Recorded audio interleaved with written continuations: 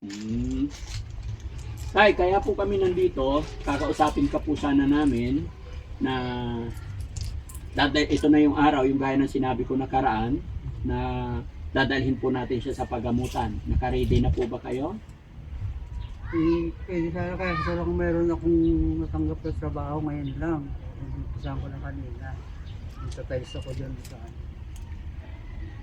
Na nagtatiles ka po, hindi ba pwedeng maghanap na lang sila ng iba tay? Kasi minsan lang po kami magkaroon ng time, ito na yung chance ninyo para mapagamot po si Tuto.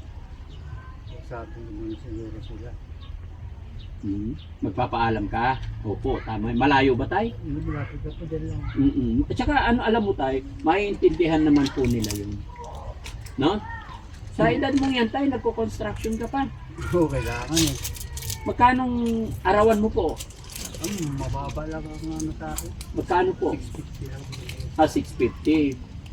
Magta-tiles ka po sa bahay. Ikaw ang puriman, hindi po. Yun, solo ko lang ano. Solo mo lang. Maliit lang naman. Maliit lang. Isang kusina lang. Okay. Matagal ka na nagko-construction tayo. Tagal na. Oo. Data pa ako.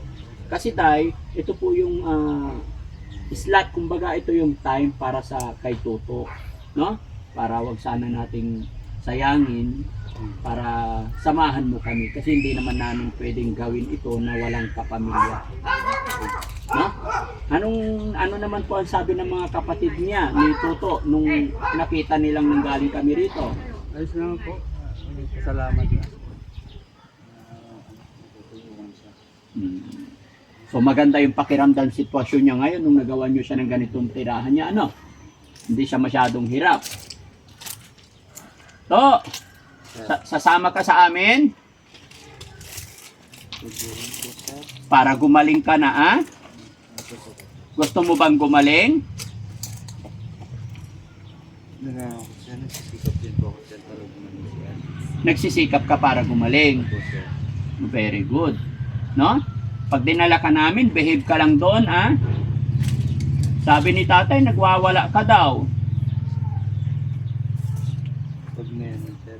Pag may nagkukulam sa akin, sir. Pag may nagkukulam. Opo, sir. Paano mo nasabing may nagkukulam sa'yo? Nagdarasal sila para sa aking sarili, sir. Ano pinagdarasal nila? Sa mga bad effects, sir. Bad effects, sir. Hindi maganda, sir. Bad effects. Okay. So, ang gagawin natin ngayon tayo, ididiretso na natin. Okay lang po. Tumain na po ba siya tayo? Hindi po. Kaya po. Paano siya tumatay tayo? Dito na lang. Naalis ko na lang. Naalis nyo na lang. Pero ngayon, wala pa bang bakas na? Wait, Paggabi lang. Paggabi. gabi to tumatay? Okay. To, tumay ka na? Opo, sir. Paggabi po, sir. Babiyahe tayo to, sasakay tayo sa sasakyan. Gusto mo tumae muna? Tapos na po ako tumakas, sir. Kailan? Kaya kagabi po, sir. Kagabi, okay. At saka, nakakaintindi naman, pag iihi, tatay, sasabihin mo sa amin, no? Sa Manila tayo babiyahe to. Okay lang sa'yo? Para gagaling na ikaw, ah? Pero to, gusto ko, bago tayo bumiyahe, magdasal ka muna, magdasal tayo, na maging maayos yung biyahe at sana gumaling ka na. Okay lang ba? Okay lang po, sir. O, sige, magdasal nga si Toto. Gusto kong marinig. Nalito, magdasal tayo. Mag-sign of the cross ka. Salamat po sa lahat ng tulong ninyo. Hindi ko pinagsisihan na mabuhay at kung ano ang nangyari sa anak ko. Gabayan niyo na lang po ako para sa aking sarili na kung sino ang ama't ina ang pinakamalaking halaga sa mundo. Amen. Salamat to. Alam mo to, hanggang ngayon, nandyan si tatay. Sasamahan ka ni tatay para gumaling ka. Ano ang sasabihin mo kay tatay? Sapin mo si tatay? Salamat sa lahat. Sa mga tulong mo.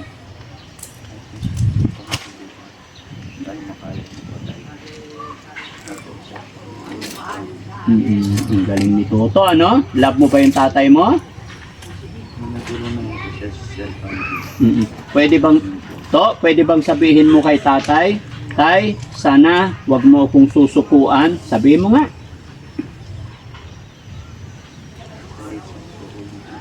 Susukuan. Tay, tulungan mo ko hanggang ako'y gumaling. No. Ako'y gumaling. Ulitin mo, Tay, wag mo akong iiwan hanggang ako ay gumaling. Ay, salamat sa lahat. Tinulungan mo po ako. At ako'y gumaling sa sakit ko tayo. Salamat tayo. Very good, mga kababayan. Medyo nakakaantig. Nakaka-touch yung mga salitang binibitawan ni Toto. Dahil after all po ng kanyang pinagdadaanan, marunong pa rin siyang tumawag sa ating Panginoon at nagpapasalamat pa rin siya sa kanyang tatay. At parang kinukurot yung aking puso nung sanabi niyang sinasabi ni Toto na sana hindi siya pagsawaan ng kanyang tatay, no? Anong nararamdaman ni Toto ngayon? Ako po, sir. Oo. Ay, yung mga yung kung ano nararamdaman, parang damdam pa rin siya na kung ano nararamdaman sa brother Frank. Nararamdaman mo ba yung pagmamahal sa'yo ng tatay mo? Oh, very good. Ang nanay mo naman, Yes po, Sir Frank. o anong mensahe mo sa nanay mo? Sabi hindi siya magbago, Sir Frank. Okay.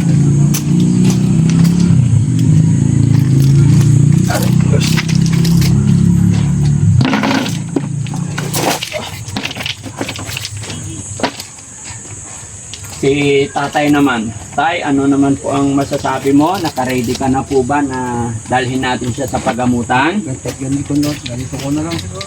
Opo tay, wala pong problema. Wala ang pagpunta sa pagamutan po tay. Walang attire or anuman. Magpakatotoo lang po tayo. Mag-pray lang po tayo. Huwag tayo mawala ng pag-asa tay. At saka tay, gaya ng sinabi ko nung una, sa pagtulong namin sa inyo, naka-video po ako, i-upload ko po ito sa mga social media. Okay lang po ba? Mapapanood kayo ng mga tao, okay lang po. Ayan, salamat, no? So, sana tay, pag sinimulan natin to, hindi ka po susuko, sasamahan mo kami hanggang, kasi hindi natin alam kung anong sasabihin ng doktor, no? Okay, pero tay, huwag ka po mag-alala. Once na isinama or dinala ka namin sa bahay pagamutan, sasagutin po ni Daddy Frankie yung mga pangangailangan mo po. Pagkain, gamot, kung ano man ang kailangan ay sagot po ng Team Daddy Frankie. Ano po? Walang ano man tay. So yun mga kababayan, mga kabarangay, na para hindi na tayo magtagal masyado, sisimulan na po natin